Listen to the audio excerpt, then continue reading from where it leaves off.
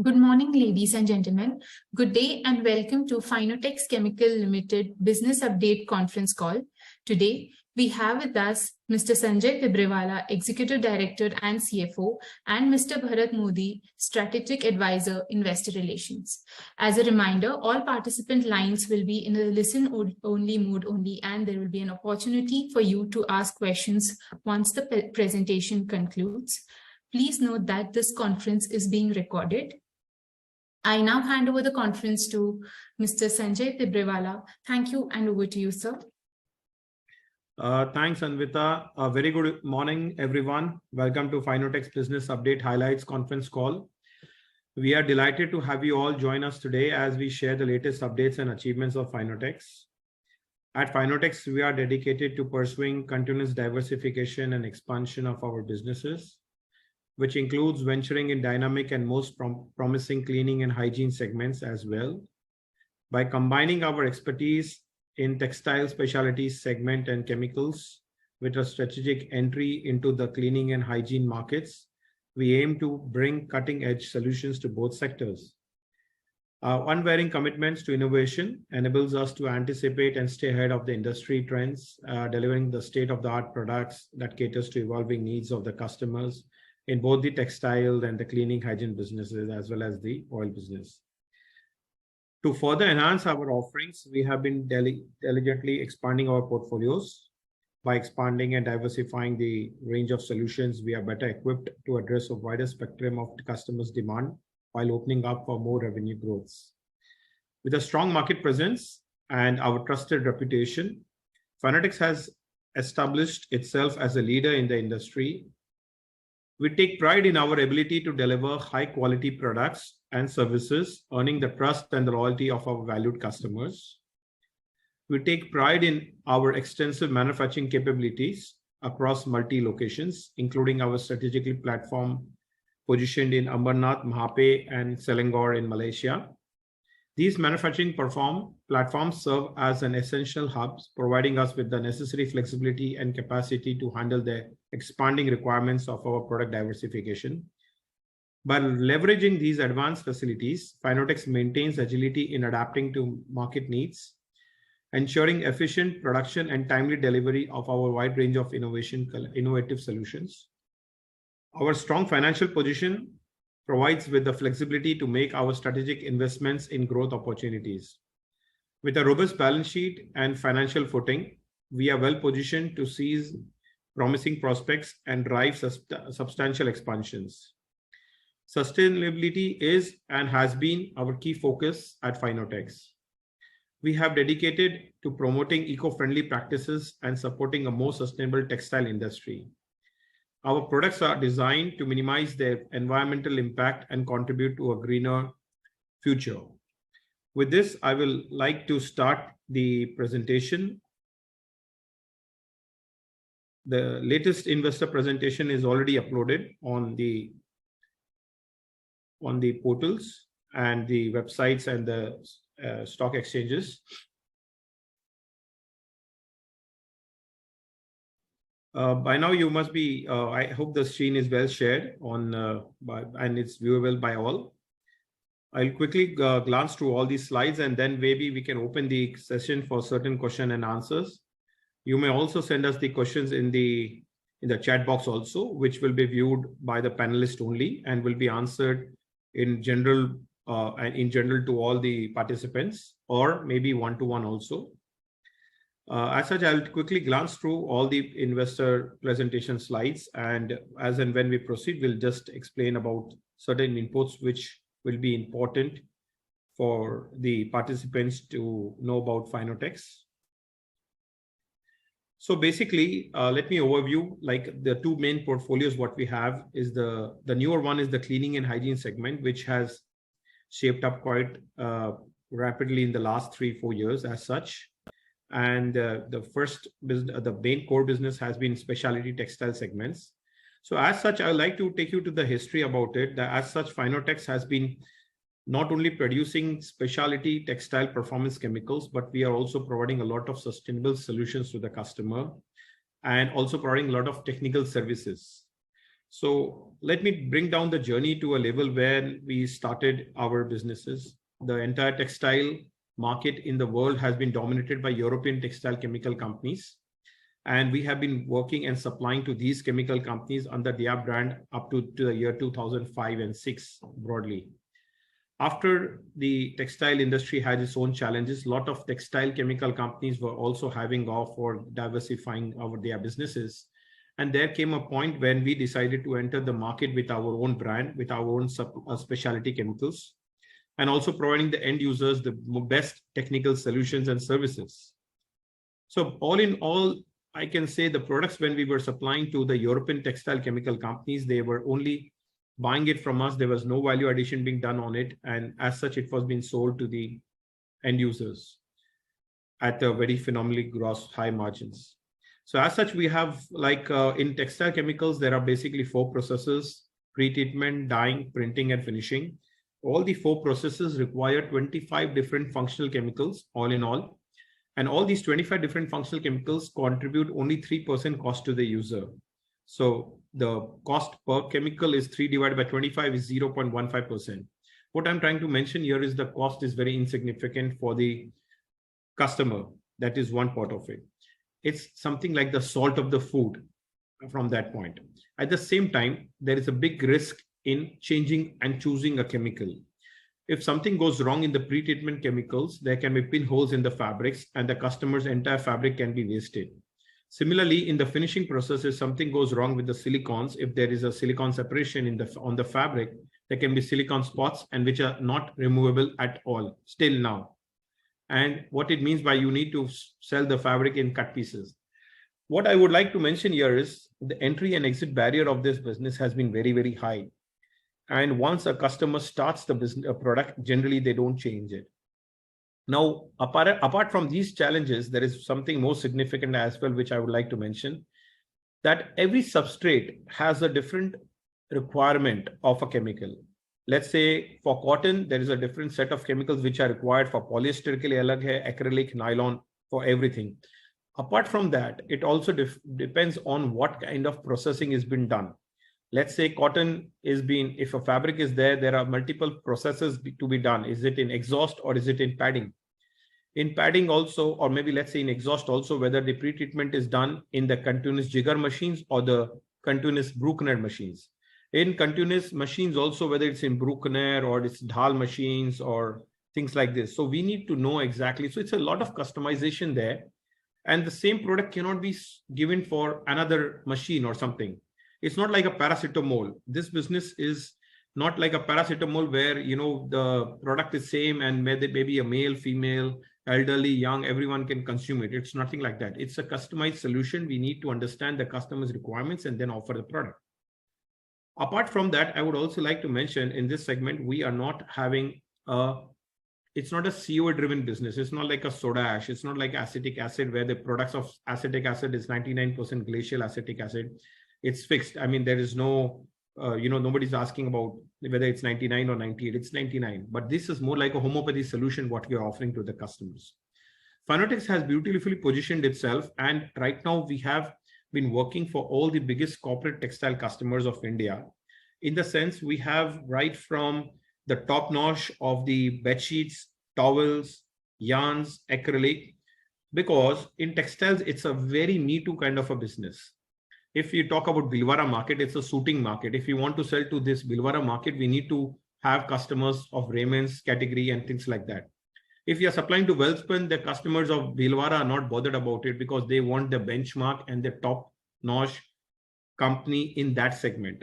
So what has helped us in the last 15 years, I would say, that Fineotex has been successful with all the biggest corporate customers of India, which are not in the same category, which are in acrylic, let's say from Chenab, JCT, Oro Dyeing, Oro Textile, Mavi Spinning, Deepak Birla, Vincent, TC Saluja, Reliance, Welspun, Baswara Syntex, Raymond's Vapi, Raymond Chinwada, Doniers, Himmat Singh Kaz, Indocounts, the Jayashree, you name it, and we will be there. It's something like that. There will be almost, and most of them are listed also. These are the biggest corporate customers. And once you get these entries and these customers, it's quite an easy way of selling to the semi-corporates because those markets are quite Me Too driven business.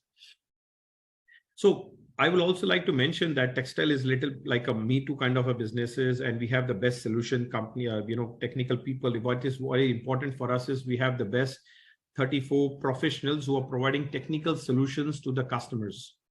So in all the textile belt, we have all the kinds of marketing guys and technical marketing guys in Ahmedabad, in Surat, in Ludhiana, Panipat, Delhi, South, we have an office and things like that. So Biotex is leading our R&D. So Biotex, after our IPO in 2011, we invested in a European founded company producing specialty performance chemicals. And this company has been doing business with Fineotex from 2007 and 8 in a way that we were also selling to them certain products which are produced by Fineotex India plant, and we were importing certain products from Biotex. The synergy, what we could see is that they were also supplying to all the European chemical companies, and we like what we have been doing here. And then we decided, let's work together, let's synergize our strengths, and then we can go in the market and get more market shares and technological advancements and do a lot of R&D and work on that lines. So as such, I will take the discussion ahead. We have almost 450 product line. Like I said, we have pre-treatment, dyeing, printing, finishing. We have all these range for all the kinds of substrates. We have the best certification, which is called Blue Sign. Blue Sign is one of the most difficult sustainable document. It's like costing 60-70 lakhs per annum. The Europeans fly down to the plants, and they have a list, 2,500 questions listed, and they do off-site audit also for 6 months. So they do ask sustainable questions like, what is the gas used in your air condition also. So this is the most. So what happens with that certification is most of the buying houses like Zara's and they prefer Inditex.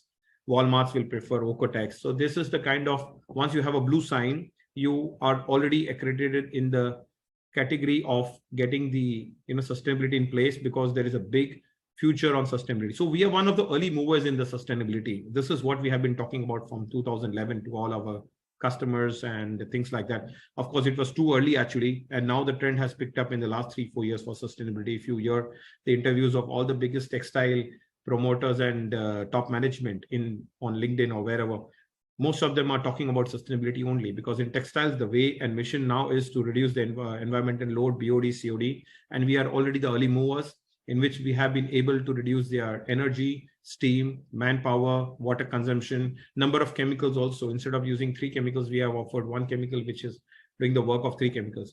So all in all, this is the point where we are. These are the certifications. We have 100 distributors, let's say stockists and distributors all over India. Our capacity is now 104,000 tons.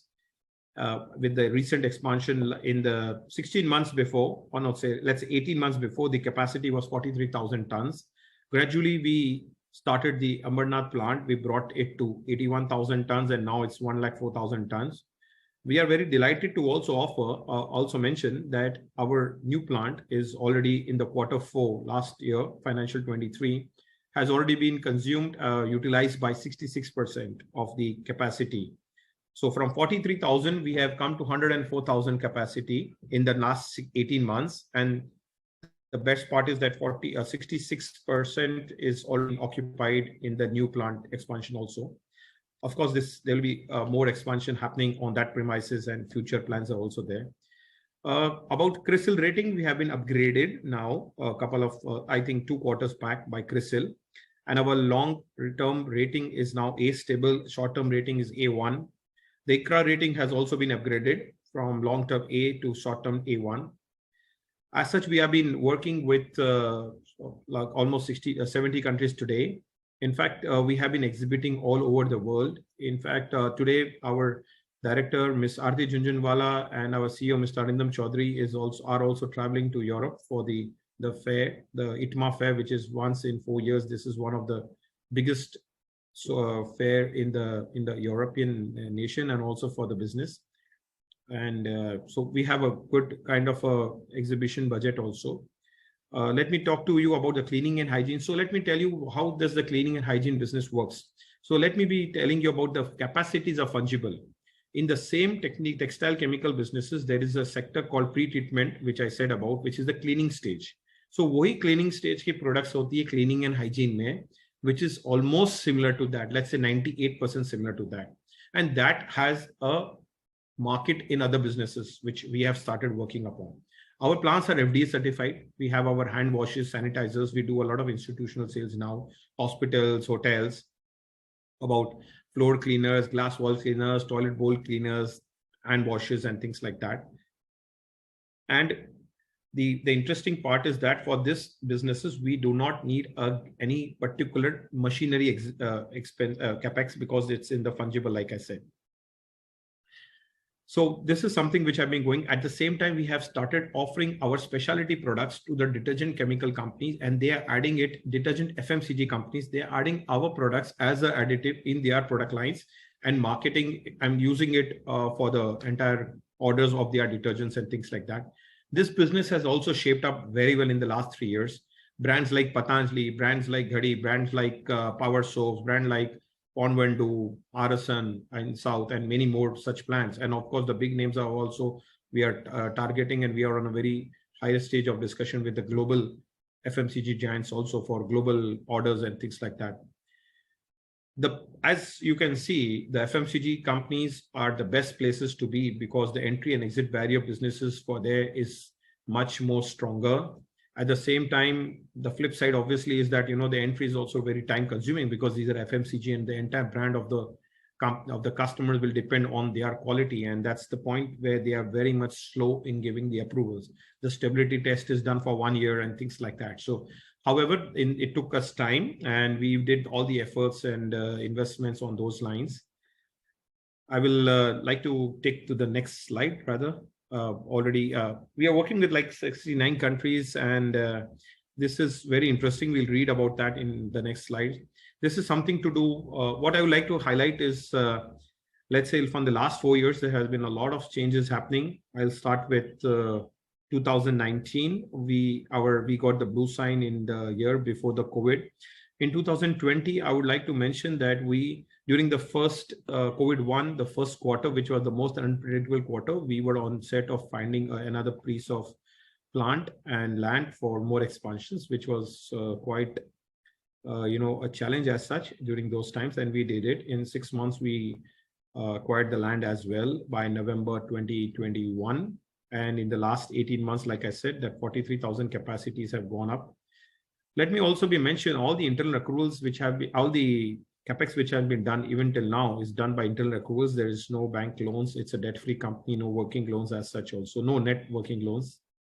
In 2021, we had a lot of, I can say, a lot of changes happening around, in the sense we started working on becoming the most reliable textile chemical company for the customers. In the sense, we started bringing all the foreign companies to India. We bought 𝐷𝐿𝐻�guard. 𝐷𝐿𝐻�guard is one of the biggest, I cannot say the biggest, but I can say the best product line for antimicrobial, antiviral kind of businesses, in which we have been partnering with them. So wherever their products are already approved in Targets and 𝗏𝗏𝗏𝐵𝐴NCA, which are the big brand house like Walmart's. Now, if Trident and Welspun are doing any orders for Targets and 𝗏𝗏𝗏𝐵𝐴NCA, they have to use the products of 𝐷𝐿𝐻�guard. So basically, what happens in textile? Textile is quite. They need a company like we have become like Amazon, like a platform for the textile companies. Whatever products they want, they will get it from here.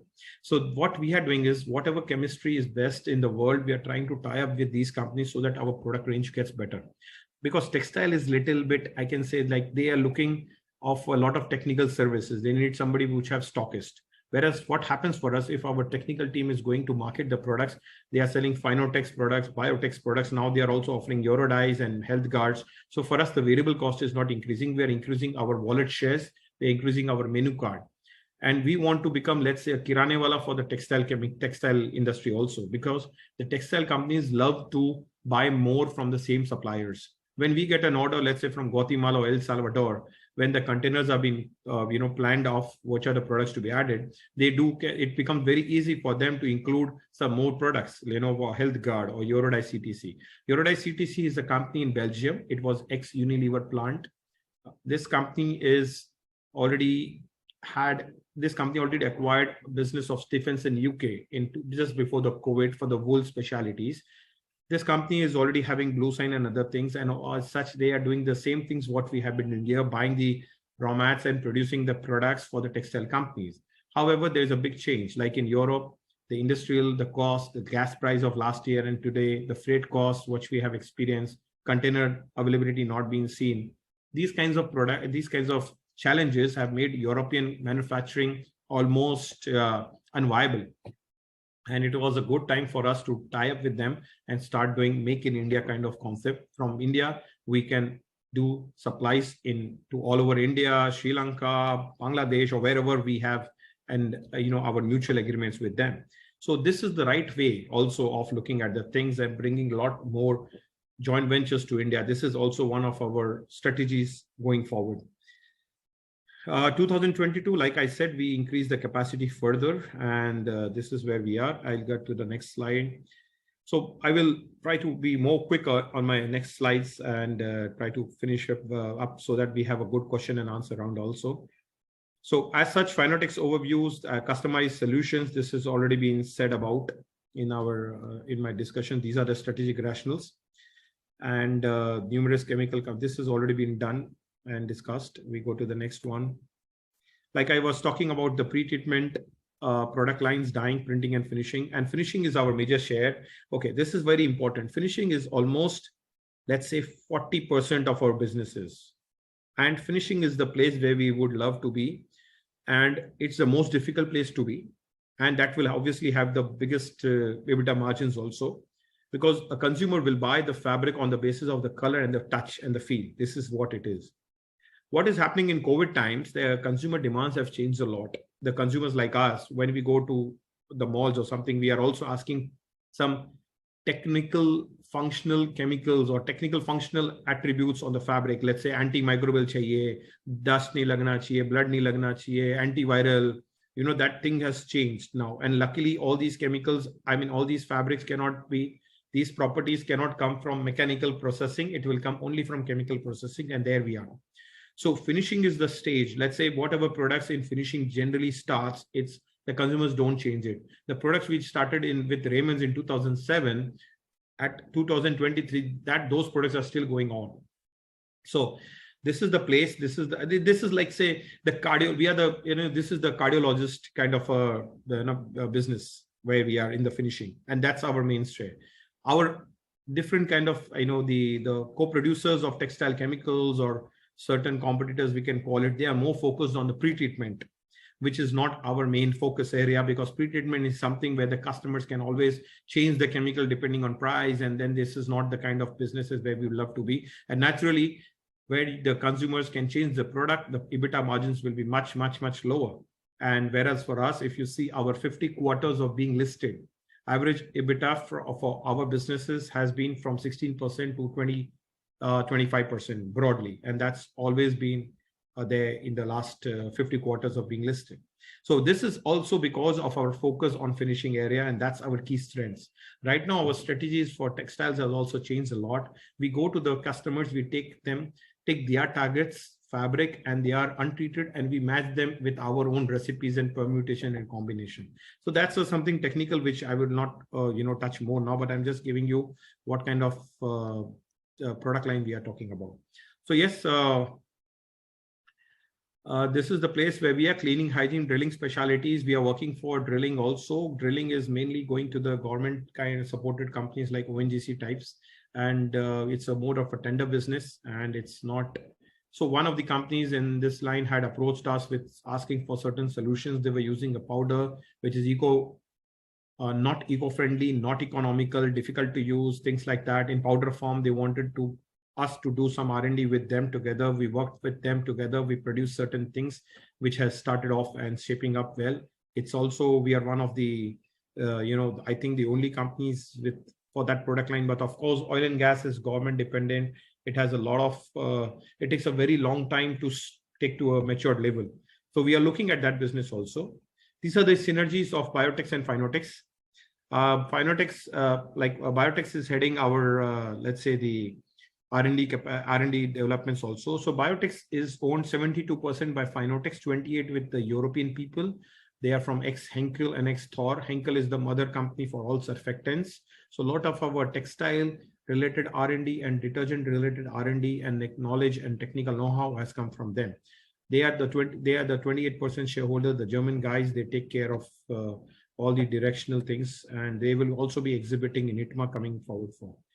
𝐸𝐸 CTC, this is what I have mentioned to you already just a while back about the plant is in Belgium. It's a Unilever plant. They have reach and other things. We have started doing a lot of distribution and production for them in India and Pan Asia. HealthGuard, I have already mentioned. Interestingly, last month, I think 3 weeks back, another product of HealthGuard has got the US EPA. So with HealthGuard, what we have been doing is we are not buying and selling as such. We are also investing with them together for the licenses. We are partnering them for the licenses of the, like US EPA or any kind of licenses, whichever is required. Then the customer's availability and the customer's interest gets on a very high page. 𝗗𝗏, yes, 𝗗𝗏, I'm an alumni from 𝗗𝗏. It's a textile university near 𝐒𝐮𝐩𝐸𝐵, Mumbai. And so our doctors, our team for R&D in India are placed in 𝗗𝗏.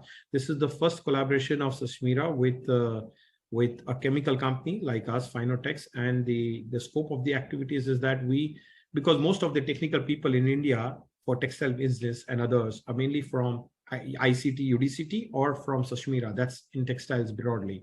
So what we have sent to the message to all the textile companies is that if you need any solutions, sustainable solutions, any troubleshooting, because our business is more like troubleshooting. We are like the doctors for them. We are the doctors for textiles. That is the way we sell our products. So of course, when we do that, that helps us to sell our solutions. This helps us to get a better EBITDA, better sustainable long-term businesses also with the customers. So 𝗗𝗏 is the place where we are doing our R&D. We also mentioned about the growth in the hygiene and the textile chemical businesses. Textile, I can say, textile has become a business which has a very big, I can say, gestation period, right? From the cotton growing to the fabric being sold in the Walmarts. It's more than 6-8 months. And generally what happens when the cotton prices goes up, the challenge is that as soon as the cotton price goes up, most of the buying houses reduces their purchases. And then there is a little bit diminishing production in the textile industry as such. So this is a business where one should look at not every quarter-on-quarter business, textiles broadly, it should be looked on. Let's say COVID time se jo chal raha tha pehle se, COVID has been very good for the textile business broadly. And this has helped the entire textile businesses like Indocount has invested in GHCL plant and bought them. A lot of investments are also still going on with 𝐒𝐮𝐻, and Raymond's is also doing fairly well, 𝗏𝗏𝒻 also. So these are our major clients as well. I think, this is something which we have quite established players in that, and we have the best solutions. We are one of the most chosen ones from that end also. Cleaning and hygiene, this is a business for FMCG where things are shaping up dramatically. And, the more and more focus we are getting on cleaning and hygiene, it is helping us to get into more and more FMCG players, getting into more product lines. This has also helped us a lot. See, actually, the cleaning and hygiene is also more going mainly for the textiles, because detergents ka aap kuch bhi washing machine mein use kar rahe ho, hand mein use kar rahe ho, ultimately it's going for textiles. We are the best guys for textiles. So we understand textiles more than others. And I think that's also helping us to innovate our products, get to the customization, and make the products which are more useful for the cleaning and hygiene FMCG players to, to choose us as their suppliers. That's also helping us. Well, here I would like to mention the Q1, Q2, Q3 of the last year has been quite interestingly. So we have been Great Place certified in Q1 last year. Even last week, we have been renewed the second year for the Great Place to Work. We have 𝗒𝒐 earlier we had 𝗒𝒐 for 91 employees in the last nomination and remuneration committee. They have approved for another 19. So together, I think we have touched 111 employees are having the 𝗒𝒐, the scheme. And so that's what we believe in. Q2, we have been, okay, so these are the approvals for the HealthGuard. We got into the category of what you call as the A group companies and things like that. And Q3, yes, has been quite interesting. The credit rating has been upgraded by ICRA and by CRISIL also. Oh, CRISIL was in Q4. Okay. So yeah, we expanded the capacity in Q3. We could get started off quite well. We were awarded by Dun & Bradstreet for certain awards. And Q4, this is the kind of the CRISIL upgrade and the new approval which we got from the US EPA. This is certain things to be the capacity. Like I said in the last Q4 financial 23, capacity utilization is 66%. Of course, we have almost all the certifications what a company needs, including GMP, goods manufacturing things. So these are the countries where we are working upon. Till now, the international business is 35% of our business. 65 is India. So this is our list of board of directors and the committee members and the committees which we have and the things. The management team is here. And so that's our CMD on the left. On the second is me, Aarti Jhunjhunwala, Arindam Chaudhary, Mr. Noah Wakas, from the German guy whom I mentioned about, Mr. Q4FY, Mr. Madhukar Shenoy, who has just joined us a couple of months back, not even a couple of months back actually. So he has been having a great experience in the consumer industrial care. He was the business head for Dow for 13 years. He was in Clariant Chemicals for 3 years, and also certain water treatment and detergent based companies. So that's something which we are also looking at. Coming to the financial performance, I will, most of these things are available on your paper, in front of you. I'll not take too much of a time here. So as such, I'll talk about the EBITDA numbers. Let me tell you, in detergents, FMCG business and the textile chemicals, the storyline is that the gross margins in textiles is always much, much higher, for sure. At the same time, there will be certain expenses also on that line. Detergent business has its own, volumetric businesses. The price average realization is quite lower. The proceeds are much faster. But basically, how we look at our business is more of a EBITDA margin-driven businesses, and that's the way we have been working quite well. Our EBITDA margins, if you are also checking over the last 8 quarters, have been averagely about 20 to 24 broadly. That's the place where it is. I'll just go to the next slide.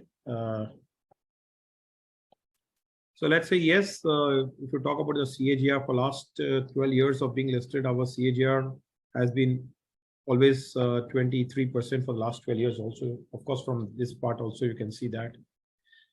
Return on capital employed is soaring up and up. This is also the more and more we focus on cleaning FMCG businesses. This will still be much higher. This is the financial things. I will not like to, I'll keep this part open for our questions and answer round rather, because this is something which is already published and well watched. Certifications, we have touched already.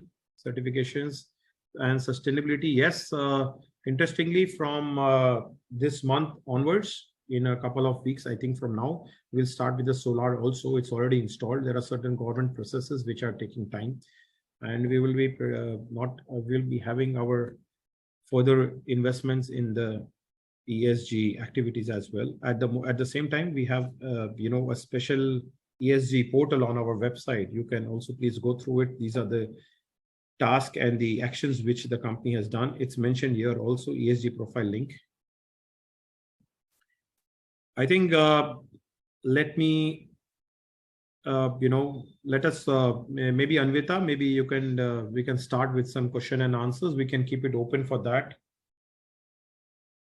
Sure.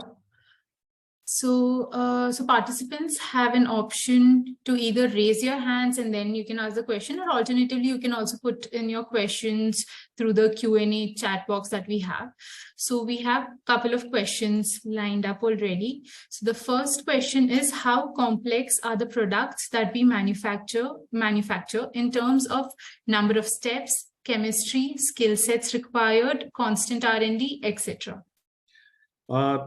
Yeah, this is a point which I was thinking about, but I did mess up in my explanation or taking through the presentation. So basically, we have the facilities of polymerization, esterification, sulfonation, phosphonation. Polymerizations is homopolymer, copolymer, terpolymer. Also, the homopolymer, terpolymer, and the copolymers or of different monomers, acrylic, maleic, butyl, styrene, VAM, things like that. So these are the kinds of special chemistries which we have been handling. Our skill is, this has been done since last 3-4 decades as such. So wherever these chemistries are shaping up, let's say for cleaning, FMCG, oil and gas, we are making sure that these chemistries are also being used for producing products for those industries. That is one. The steps are not certain because it all depends on the kind of product. Because like I said, we have more than 470 product categories, and it's not easy for having the same, it's not easy. I mean, it's not, you know, there cannot be the same steps for producing the same, the products for everything. Let me give you an analogy here. It's like for a kitchen, it's like you have this SS reactors, SS316L, column condenser, jacketed limpet coils kind of reactors with thermofluid boilers and steam boilers. And now you can do the different kind of products. It's more like a kitchen industry where you can, in the same frying pan, you can make some different products, but the product timing and the steps will be different based on the technology and the product what we have to provide. So constant in R&D, yes, this is something which we have been doing about. In the last 4 years, if you look at our numbers, there has been an increase in our investments. The investments was for sales promotion, having more technical marketing people, for more exhibitions, and also lot of more factory audits, product certifications, and R&D as well. So this is a constant process. We are already early movers in sustainable businesses, and that also has been started shaping up in the last few quarters, last few years actually. So this is answering this question actually. Anvita, we can move to the next one, please. Sure, Mr. Sanjay. The next question is from Shreyans Gatani. What is the dependence of raw materials on China? Also, is there any threat of cheaper Chinese product? Yeah, this is also quite interesting question. So let me tell you, we are a lighter restaurant company, and let's say the vegetables are coming from, let's say, from China. China doesn't produce these kinds of products where there is a lot of customizations and tailor-made solutions. China produces products which are mass selling, which are our raw mats, and we already, from a purchase point of view, 60% of our purchases is local indigenous, 40 is from the imports. Now the 40 also, what is import doesn't mean that we need to import it, but they have a lot of agents and stockists in Kandla or Mundra or Bhiwandi ports or wherever it is, and we can always measure we can compare the prices of both the products which we want to source. Let's say a glacial acetic acid, even if it's a GNFC product or a Luxi Korea or something from China, if it is, we have to just compare the price and we can source it, because acetic acid will be glacial. It's needless to mention, it will be 99%. So this is the edge we have. We do not have dependency on China, and whatever dependency you can see in the last 3 years, what has happened because of, let's say, Chinese stopping production, the freight costs going up, containers not be available. So we were switching to the Indian companies also. And yeah, so this is well managed. I think that's not our challenge, and Chinese cannot come into our businesses for sure, because our business is a solution driven businesses. It's more a tailor-made, and Chinese are not into those kinds of products. And even the textile businesses and textile psychology of the business doesn't invite Chinese for that purpose. China is good for acids, peroxides, and things like that, other things. We can move to the next one. Anvita, please. Sure, Mr. Sanjay. The next question is from Satadru Chakraborty. And the question is, for the drilling specialty chemicals business, how do you see this? How do you see this business evolving? Will this ever attain significant scale within Fineotex? And you mentioned that this is primarily with government companies. So is it fair to say that the working capital requirement is more for this vertical as compared to the other two verticals? Yes, let me tell you one thing. The business of any government related business is something I would like to mention. It's not completely dependable or sustainable, because it's too much of a government things, and these oil and drilling businesses in any country, I think mostly in India also, is more driven by government policies and things. And I would not mention here that, I would like to mention here that we do not want to depend on this on a broader level, because this kind of businesses we never, I mean, it can be that 2 quarters you don't get a business, 3rd, 4th quarter you get a good business. So we will not be too much keen. See, our focus area is more on businesses which are more COVID-proof. COVID-proof business, let me tell you, is like detergents, FMCG businesses, COVID-proof business, comparatively COVID-proof, I can say so. Textile also, let's say, oil and gas is not a COVID-proof business. As soon as they have this, drilling issues and things, because the oil and gas drilling is not happening for today, this year. Oil and gas drilling, whatever is being done today, is for 2025. So in a matter of, if they have some government or political things, or sometimes they decide to postpone 6 months of drilling and, things like that, it's not a dependable business. We are not too much onto it. Working capital, as such, the maximum is used for textiles. Textile is little bit traditional as such, but of course, when you are working with Vardhamans of the world or Raymond's of the world, you don't need to bother about the, your payments being going to a bad direction. But it's just so that it's little traditional business, so there can be a working capital requirement more in textile. That has been happening, but the more and more we are focusing on FMCG business, that the mix is getting covered, and the blends results, as we can see, has come down from 140 days. Today, it's almost at 90 days, the working capital, more broadly speaking. So this has also been possible because of the more and more focus which we have done in our other businesses. Thank you, Mr. Sanjay. The next question that we have is from Mr. Ankit Bansal. Mr. Bansal, you are allowed to speak. Can you please unmute yourself and ask your question?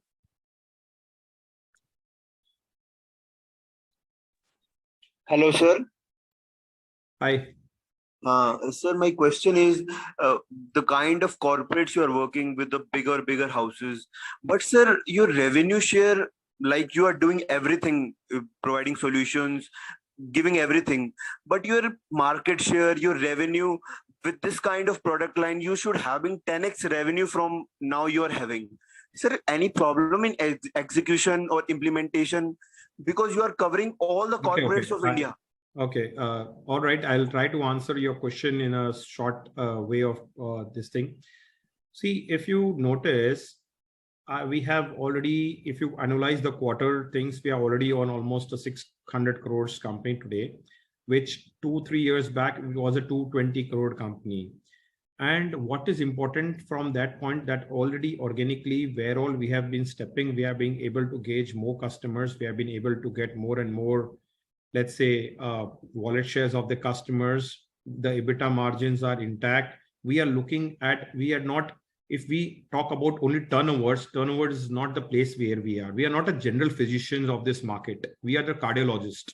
If the moment we start talking about products which are more voluminous and turnover driven, which will hit the EBITDA margins, which our co-producers love to do, by the way, and that is the kind of businesses we don't want to enter strategically. जो cardiologist होता है, जिस दिन वो आपका सर्दी जुकाम की दवाई चालू कर देगा, आप उसको हार्ट दिखाना बंद कर दोगे. So we would like to be very sure on what the customers look at us, the perception and the kind of the kind of our USP has to be very clear. The message has to be very clear to the customers that this is not we are doing, this is what we are doing, and we love to be in this place because this is the most difficult area where we are.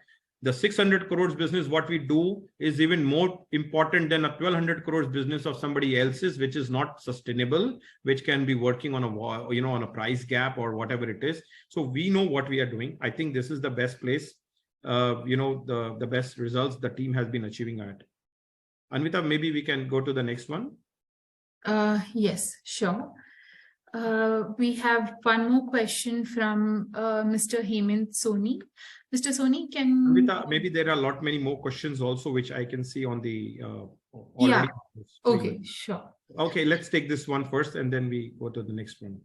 Okay, sure. So, yeah, Mr. Hemant, yeah, can you speak up? Mr. Hemant Soni, we have unmute. Can you please unmute yourself and ask your question?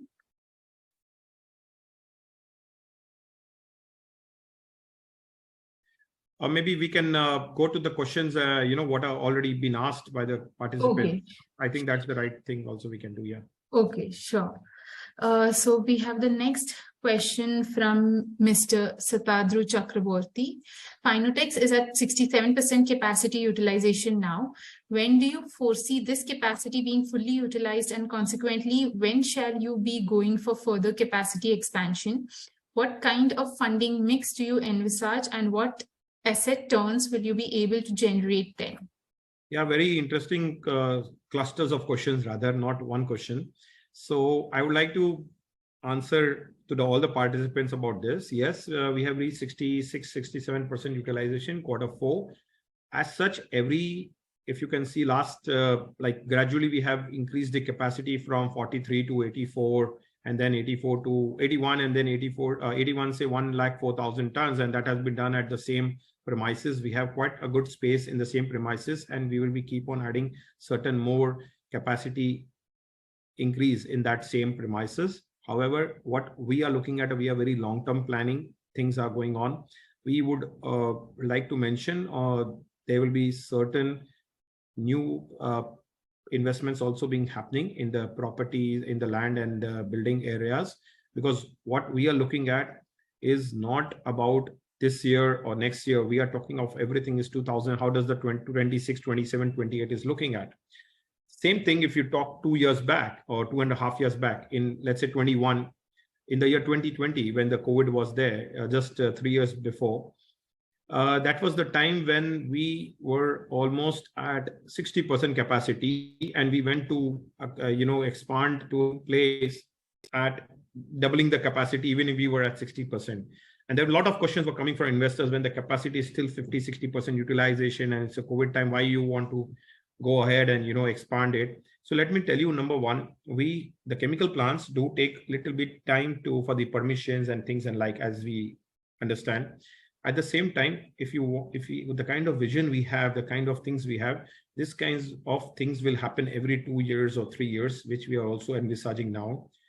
As such, the cash bank balance of the company is at the moment, including the treasury and the cash and cash equivalents, more or less is almost quite a sizable number today. It's more than 100 crores or 120 crores at the moment, console level. And all the investments done by the company till now for this business has also been done from internal accruals. So there will be no kind of a funding required for expanding organically for more land building and other production capacities. So generally, our asset turnover ratios on a broader level has been always 6 to 8 times. And after the capacities are in place, by the way. So yes, this is something which our participants can expect happening way forward also. So that could be quite interesting for the future. Thank you. We go to the next, yeah, please. Yes. Yeah. The next question is from 𝐒𝐮𝐩𝐸𝐵. Risk management strategies in place for risk like geopolitical risk, natural calamity risk, recession, etc. Yeah, so I would like to mention in the last 3 years, everything has happened.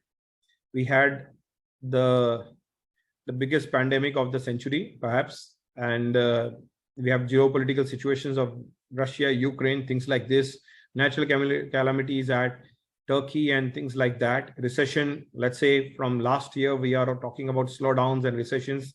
So in spite of these things happening from April 2020, I think the company and the team has performed substantially well, especially in comparison to the peers. And I think that should be rather a good way of rating our company and understanding where we are coming from. I think these management strategies must be on place. Of course, that's the reason we have been able to sail through in spite of the freight shortage, freight price jumps, material shortages, China not working, whatever we have experienced in the past. So I don't think anything more is left out in something which is unpredictable to be left out right now. So I think these things, if we can deal with these things, I think the company can deal with most of the future things, if at all something is happening globally. We can move on. Yes. Next question we have is from Keshav Kumar. He has 3 questions. The first one is for specialty chemicals catering to Indian textile industry. What is the finishing segment contribution? What is our market share in that? For the specialty chemical company, I mean, specialty chemicals catering to Indian textile industry, like I said already in our discussion, the major focus is for us also, and for the customers also, finishing will be the major area, because in finishing you have to use too many chemicals also, and these are expensive chemicals. And also, let's say if you like, Biotex is more into the Biotex I mean, the slogan and the punchline is your textile chemical experts, your finishing chemical experts. This is the punchline of Biotex. So basically for Biotex, the major product lines like water repellents, flame retardants, finishes, blackening agents, burqa, blackening, and things like that. Those have been the specialties, and this is the place where the consumers need more specialty products, and the cost also will be higher for them as well. So that's the answer to it. We go to the next one. Yes, the second question is, what is the level of our penetration in Bangladesh and Vietnam textiles value chain, and how do we see that contribution shaping up in 5 to 7 years? See, Bangladesh has been a good country for us from revenue point of view. I think it should be the top 2 countries, and way forward. We are already having our good dealer network. Right now, we have opened this month also an office in licensing office in Bangladesh, and adding up to the team members and things like that. And this Bangladesh will be always interesting. Vietnam has its own things. We are prevalent in Vietnam to some extent, but Bangladesh is something which we are more aggressive upon, and we are looking at great days going forward in Bangladesh. And let's say the entire, India, Pakistan, Bangladesh, Vietnam, Russia, and things like that, that will be the countries of the future for, producing the textiles and the garments going ahead. So I think, let's say in the next 5 years, these businesses, and 7 years going to be, growing rapidly for these countries. Thank you. The third question from Mr. 𝐾𝐸𝐻 is it fair to assume that finishing chemicals would have a more textile industry mirroring rate of growth, whereas finishing would move at a higher growth? Well, I have not correctly understood this question actually, how it is mentioned about, how is it phrased. Maybe we can understand this at a later stage also. Finishing, of course, is going at a higher rate because the consumers' preferences and demands have gone up. Every company, every consumer is asking for, like I said, asking for something which has more technical fabric or something functional, water repellent hona chahiye, ya perspiration absorber, wicking properties, things like that. These things have to be done chemically. Finishing mein jayega. So these things are definitely will be more useful to that market of finishing in textiles is going to grow. That's for sure. There's no doubt about it. We can go to the next one. The next question is from Hemant Soni. What is the capacity expansion plan now? How much will it expand, and how much time will it take? See, like I said, we are having certain capacity expansion plans. We will come to and inform the investors and the things at the right stage. We are working on it, and maybe in a by this quarter end, I think we should be having certain concrete plans going forward, in the sense of as such capacity expansion will, like I said, will be done in the same premises where we have just started off. There is ample of space, but also we are looking at certain new additions to it, which will be, we are working upon it. The time taken for production capacity expansions in the same premises will not take more than 2 quarters max, because already all the things are laid off. The machinery foundations and the admin team and things like that are already there. Yeah, if you talk about something new premises and things like that, it generally takes 1 year or one year you can say for permissions and the industrial corporate development corporations approvals and things like that. So pretty much it's still in line, and we will be able to do a lot of good things happening going forward. And yeah, next please. The next question is from Jinesh Dilip Kada. Yeah. Does the company maintain any 5 to 10 year plan? I think this is related to P&L 5 to 10 years plans, or I mean, it's I have not understood exactly the point here. Okay, they have mentioned maintain and publish 5 to year plan. No, actually, we would we would not like to share too much of ours or diverge too much of our plans and things like that. However, what we have seen in the past were also certain plans of the company which have been proven and quite executed very well. We are excellent in execution in time, within cost. And this is because you can see at the kind of capex we have and the kind of our operating cash flows to EBITDA is touched 95% or so. Our volumes has almost, the volumes have grown by 85% in a year-on-year basis. I think this all attributes with the EBITDA margins also being intact. I think these are all signs of well-executed team and well-executed projects in time, within cost. I think this is the place where we can, the participants can expect the company to be going forward. Thank you. Yeah. The next question is from Chinmay Shah. How do you see the next 3 years for textiles industry, and how do we envisage the FCL growth for the same? So let me tell you one thing. Textile is now, let's say, from the volume point of view, 40% of our volume. FMCG is 60%. So for us, the major business and the major volume business right now is FMCG, cleaning and hygiene business, which has been faring quite well, and the growth rate in both industries is good enough. How do we see next 3 years of textile? Textile will be growing for sure as such. There's no doubt about it. If you can see 3 years before, the COVID first quarter for textile was very bad. COVID 2 was not good. Quarter 3, quarter 4 was phenomenal. And that led to a lot of companies doing expansion plans and things like that, because textile we all need to see the businesses year-on-year basis. It will no longer be a quarter-on-quarter growth, because textile ka gestation period zyada aa gaya, fluctuation in cotton prices has become higher. So naturally the Walmarts of the world, they will not be having this consistent planning for the spinning companies or for the yarn companies or things like that. They will keep, and there is a big inventory always in the pipeline. So this is something we should look at the textile business as such. This is my opinion, of course. And so yeah, that's the point we can say. So textile will be growing for sure. Percentage wise, cleaning and hygiene will be growing perhaps more higher in terms of percentages.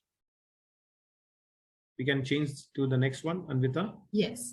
The next question is from Mr. 𝗃𝗓𝗠𝗏𝗏𝐿. Since you mentioned that your demand is customized, do you think it will pose challenges for scale going forward? Well, this is a good question, but I would like to mention that we are already geared up for that. We have a great USP on that kind of businesses. It's not new for us. We are already doing this business for the last 30 years. So even if the demand goes up for customizations, we would love it, because the more the customizations, the higher the EBITDA, the higher the exit barriers. And this is what we love to, what we will dream the industry should look at more.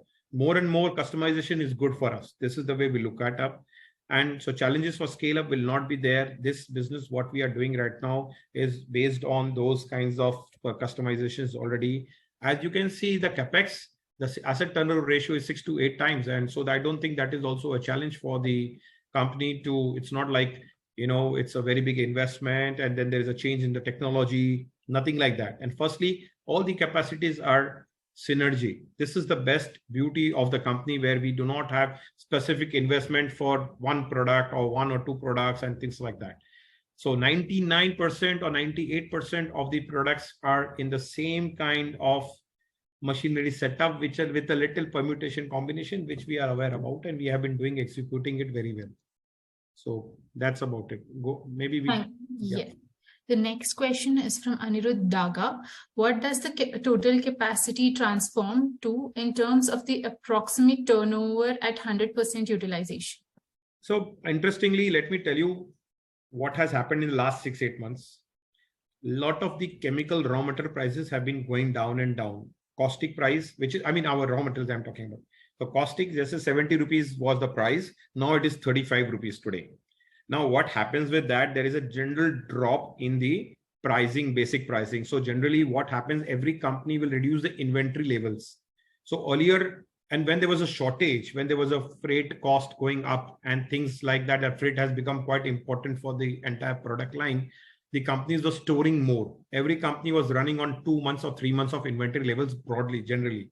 Ab dheere dheere, what is happening is that these companies have fell down to, let's say, keeping only 1 month stock, keeping 15 days or 1 month stock, so that because the next product what they will be procuring at will be at a much better price as such. So there is a double hit happening in the chemical prices, that the volumes go down because of the inventory levels of the customers' plannings are changing, as well as the average realization prices are also going down. Now, similarly for ours, the cleaning and hygiene business has picked up dramatically, and the textile business has been still growing in that space. As such, the blended, let's say put it in a different way, the textile average product is 100 rupees a kilo.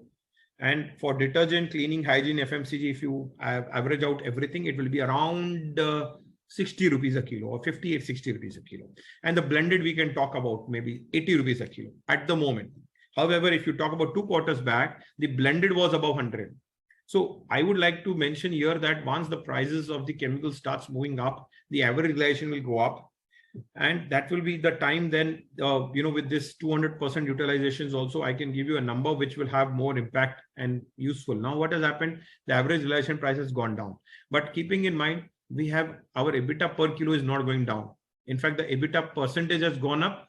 Though prices are going down, because we have been able to retain the drop in our profitability. And that is the way we have been growing the company's EBITDA absolute numbers as well. Thank you, Mr. Sanjay. The next question we have is from Neil Shah. Going forward, do you see the company more as a textile chemical company or FMCG supplier? Which segment will contribute more towards EBITDA out of these two?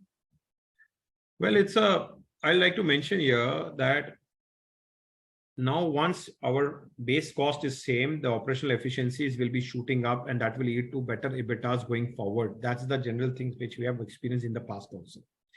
The more and more we are focused on FMCG. Today, FMCG business is 60% of our volumes as per Q4. Textile has been good enough and has been growing, good profitable business, repetitive orders, things like that, and we are already a brand there. So it's so basically textile mein to we are already a big brand, and FMCG is the place where we are developing our brand to be.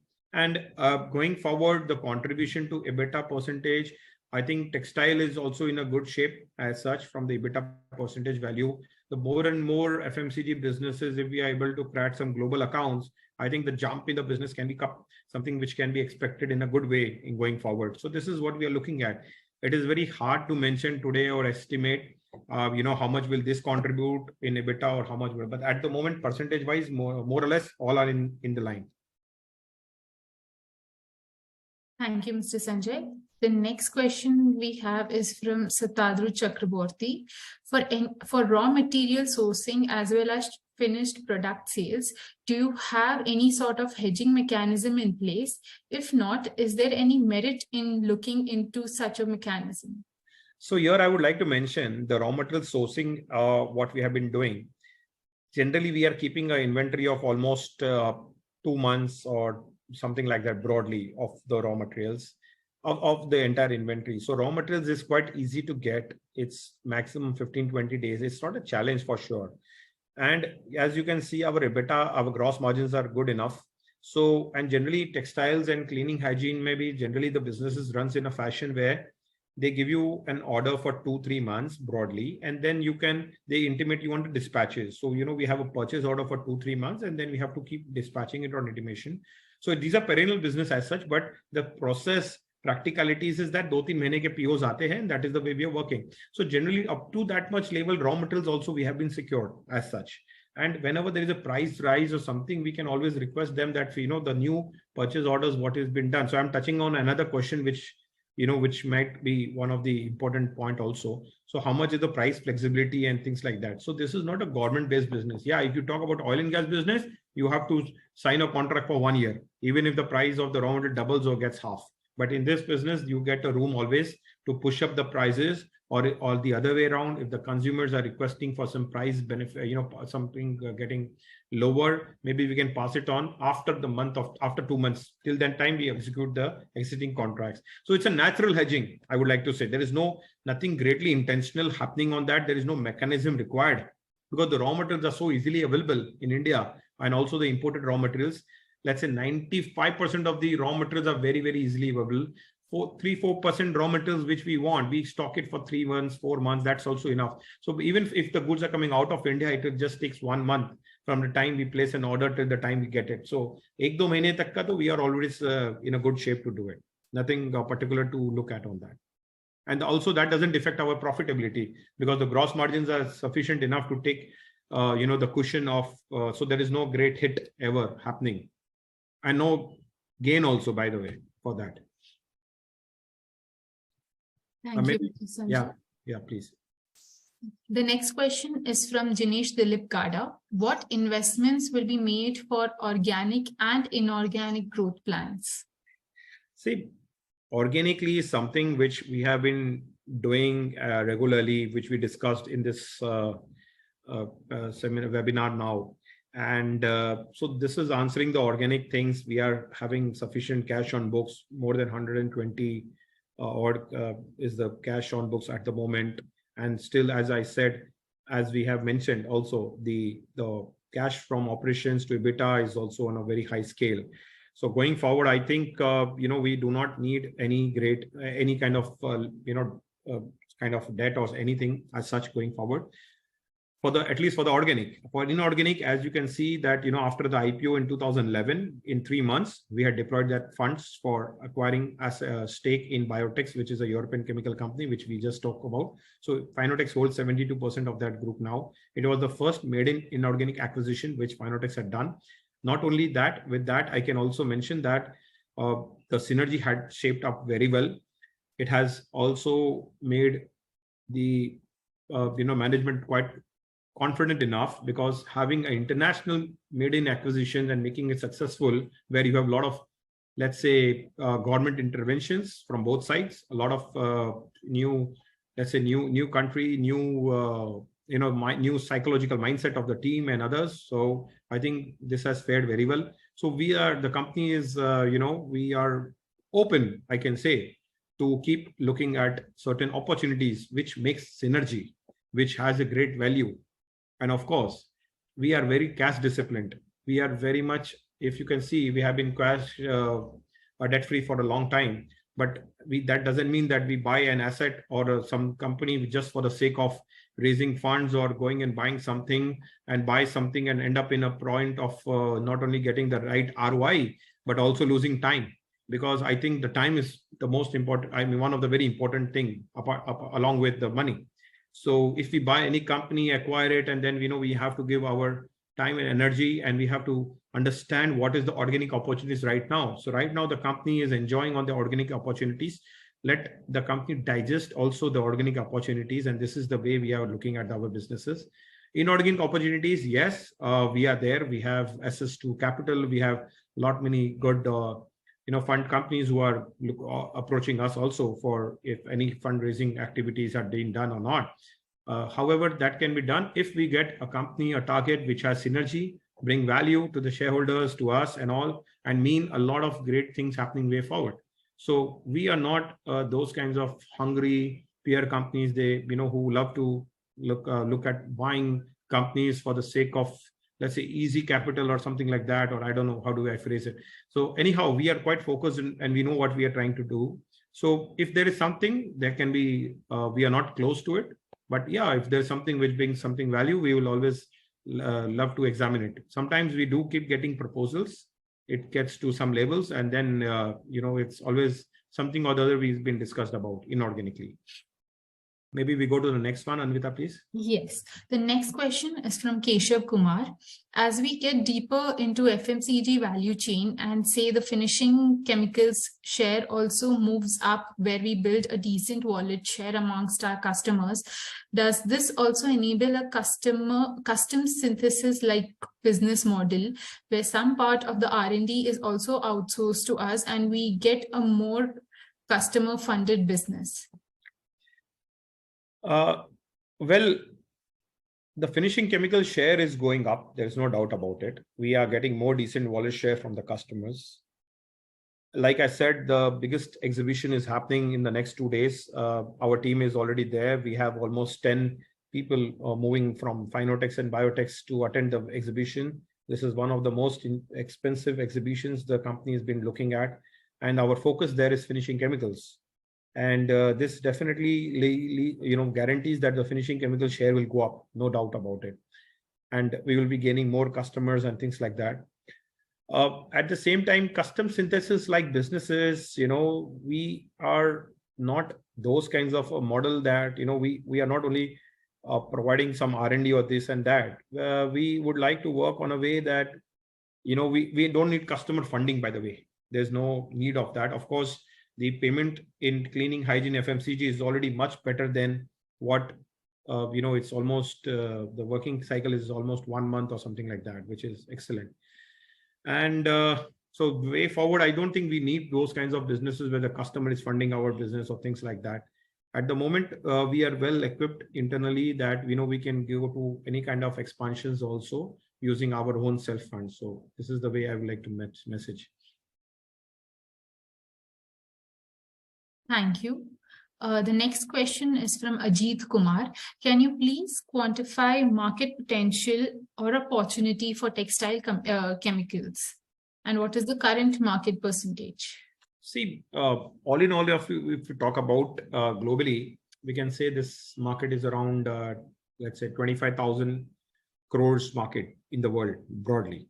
And this has been still dominated by the European companies. Of course, the companies are having off like Color-Chem became ''𝐶𝐿𝐴𝐴𝐻, ''𝐶𝐿𝐴𝐴𝐻 became, then Color became Acroma, BASF went to Acroma, Ciba became Huntsman, Hudson became Acroma last month, 2 months back.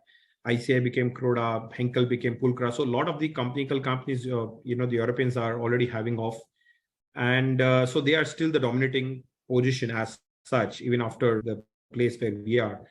I think in the next 5 years, there will be a dramatic change. And I think more of these companies, they are already uniting now because of these problems and things. And I think the share will come to more like companies like us. This is the way we are expecting it to be. Thank you, Mr. Sanjay. The next question is, what are revenue and margins expectations now going ahead for FY24 and next 2-3 years given the new segment? See, we'll refrain from giving too much of forward-looking statements, but I can say the trend is positive for wherever markets we are. The products range and product range is expanding. We are in one of the best times, I can say, for right now. And going forward, we are very excited with the opportunities which has come to the table. What you have seen in the last few years, definitely we will be trying to execute something better than that, if not same. And so this is, we are very positive on the coming years on that lines. Thank you. The next question is from Sriram R. You spoke about targeting top FMCG players from whom you will take market share. From whom will you take market share? And in F&F industry, I have seen it's difficult for Indian chemical companies taking market share from F&F blenders. See, I would like to mention here, the two biggest competitors for us globally for FMCG player product lines is BASF and Dow. They are the giant companies, $5 billion companies. There is a lot of, let's say, and ironically, both the companies are not producing their products in India. They are bringing it from Germany or Belgium, or now that the Europe, the gas price and shortages happened, they have moved to another plant and bring it here, which of course means longer gestation period, customers waiting, customers, these products, let me tell it, this is also something which I would love to explain about. Detergents perform in good water. And if you take a soap in Mumbai and use the same soap in Vapi, you will see the foam is not coming, whether it's a detergent powder, cake, or our bathing soaps also. The reason is that the water is so hard that detergents are not performing. So the point here is most of the FMCG brand companies, especially in India, and in India, every 15-20 kilometers, the water quality is different, whether we are aware about it or not. The calcium, every place there are different metal ions, calcium, magnesium, iron, whatnot, nickel, and all the lead, everything is there in the water. Whereas so basically what I mean to say is that the water in India or any developing country, let's say for that matter, will be the challenge for the detergents, and the products need to outperform. Okay. Now what is happening here in the big European names, which I just mentioned, they are bringing the products from Europe, made in European water, and they do not have customization for Indian markets. Whereas in India, you need to definitely customize your products. What product we give to South Indian companies, detergent makers, and what we give to the North Indian companies are also different, by the way. The reason for that is because the hardness of the water in North India and the South India is quite different. So we are customizing it there. However, it is quite ironical to note that the biggest companies of this business, of course, they are giant companies, so they don't care about too much of this business perhaps, but they have not customized the product. This is something which is, we are touching upon this as our USP also, that we are customization, we understand your markets, we understand your water, and that's the reason that's one of the reasons why our products are even performing much better than the, let's say, the founders of this businesses 100 years back as such. Now, let's say we also address our customers in a different way, that, even a McDonald's, if they have a burger for India, they will have something to do with the Indian curry and Indian flavor, maybe in North India or South, something to do with paneer or some tikka and this and that. And the same McDonald's in Malaysia will be having something with peanut sauce or satay or something like this. But when it comes to, so of course, there is a customization required for all geographies. That's the point. Whereas in this business, the European companies, they are not customization. They have the same product, whether it's sold in Indonesia, India, Bangladesh. It's quite, it's something which the customers are now understanding about. So this is the place we are also, this is one of our USP of marketing. And I think this is helping us dramatically to customize the products. So the same solutions of textiles, what mindset we have is customization. Same thing we are bringing to the detergent companies as well. So this is, so I would not mention that, it is difficult or something like this. Of course, this is the comparison which I have mentioned about the companies and things like that, touching upon also what kind of differentiation we have. So differentiation is what excites our customers, and we are right on target on that. Thank you, Mr. Sanjay. The next question we have is from Krishna Patra. What will be the future projection of the coming year, and what is the percentage of R&D expenditure in terms of sale?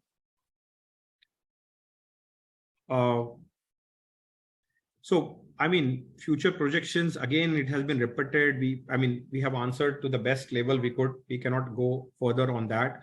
Percentage-wise, R&D expenditures are always less than 1% of the sales, and this is the place where we have been able to achieve very well. And I think this is the place we are looking at, as the turnover is also increasing right now. And I think that will be the normalized, less than 1% would be the benchmark for us. We can go to the next one, Anvita. Sure. How do you typically have pricing with customers? Does this have raw material pass-through clauses? Trying to understand how margins are impacted during volatile raw material. The above question is from Shreyan's Katani. So basically, I have answered this question also a while back in some of the topics, that the pricing is generally for 2 months, and then we can always increase the prices as such. Broadly speaking, 2 months is also from the point of view of being it's like a purchase order is there in place. So we have the raw mats also, we approach them on a price for the future and this and that. But generally speaking, the prices generally is, it doesn't have too much of a change in the products which we are doing, in the specialty range, in the finishing specialties. If you talk about the other companies or peers or whatever, for them, because they are doing in a commodity product, so it's like say caustic, let's say soda ash, let's say acetic acid, peroxide. Every day they will have a price, or let's say weekly they will be having a price. Because, and similarly in textile chemicals, which are less EBITDA driven, more voluminous, more turnover, less profitable, easy to change kind of products, those will be of the similar category, because their customers are always looking at comparing with others. Whereas when we are talking about solutions, there cannot be a comparison. Of course, we have to be something which is nicer to them for the matter of price going down also and price going up also. But this is the edge which we have in our product line, where we are for the textile customers.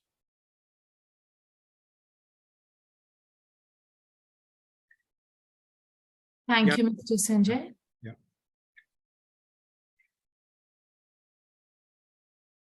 The next question again is from Mr. Krishna Patra. What is the revenue share from specialty chemical and FMCG in FY23 and Q4FY23?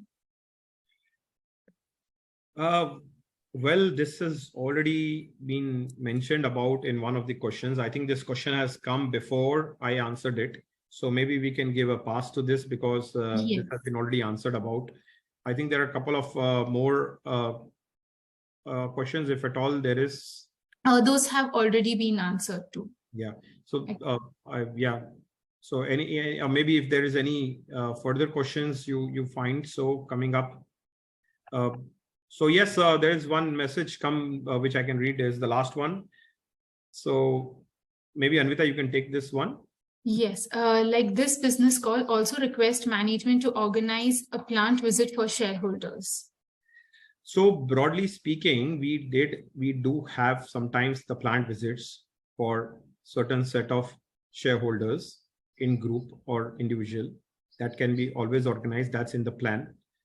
The point is that we are happy that the participants have come in good numbers today. And I think, yeah, this can be also taken up where you can meet the team and see the state of the art plant. And in fact, most of the investors and who have seen the plants have appreciated it to the level of even referring to see our chemical plants, because chemical plants as such is known to be more, let's say, not so cleaner or nicer, I can say. But if you see our state of the art plant, the one at Ambarnath, and it will be something which you would be having a good word about it everywhere, wherever you are in touch with them. So I think, yeah, that will be planning up. And yes, you can approach our Churchgate partners. Anvita is there. Her email IDs and contact numbers might be there on the investor relations. Mr. Bharat Modi is also there, investor relations. Also, you can write to us on our email address. Our company can, the management will be in touch with you. And whenever there is something, we can see and make certain groups for the plant visits. Thank you, Mr. Sanjay. Thank you, ladies and gentlemen. That was the last question for the day. I would now like to hand over the conference to Mr. Sanjay Tibrewala for his closing comments. Over to you, Mr. Sanjay. Thank you, everyone. Thank you, participants, for listening to me. And this was quite informal discussions, actually. These things cannot be too much spoken sometimes on the earnings call and things like that. Having a video is something which we always endeavor to do next time, also webinar kind of a thing where we can keep having more interactions. We are very open, and I can assure you better things to shape up in future. So see you then in our next interaction whenever it happens. Thank you so much. Have a good week ahead. Thank you, everyone. Thank you.